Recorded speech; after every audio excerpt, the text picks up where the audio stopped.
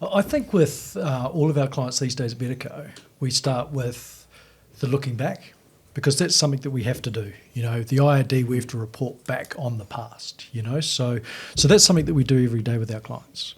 It's a necessity, it's boring, but it's something that has to be done, right? But what we are talking to a whole lot more is the future focus, you know. So we've developed products now in Betaco where we're focusing on the future of people's businesses and our clients. Yeah. So, and I love talking to that every single day, because people know that we have to do the past, but it's more exciting to think about the future. Yeah. Is that been the problem of the industry there? Because the accountants traditionally just look in the past and they don't look in the future?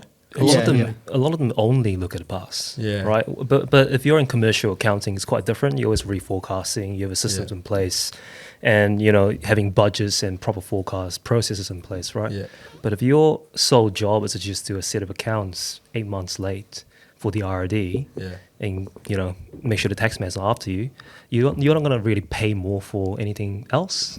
I'd say. And the unfortunate thing is there's not a lot of money going around small business owners. If you're a painter making $70,000 a year, the artist house, you got to play do $2,000 a year to do a set of books. That's 8 months late.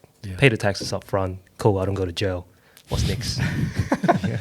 So if we don't want to focus on the past, what are some simple metrics that help people to not forget about it, but like, are there metrics that people can be using to look at the past?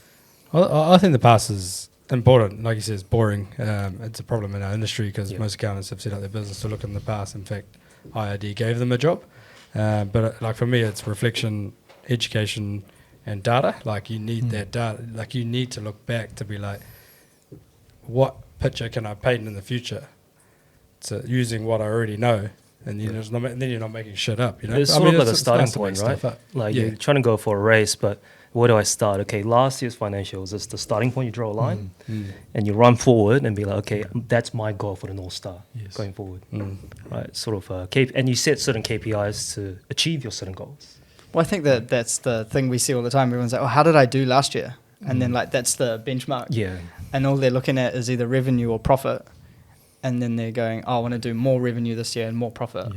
Yeah. But what are the things that they should look at to increase that? Like, what are they measuring? Yeah, I think for looking back, and if I can just touch on that, because you said, you know, some accounting firms, it's 8 or 9 months after balance date before they're actually getting some data.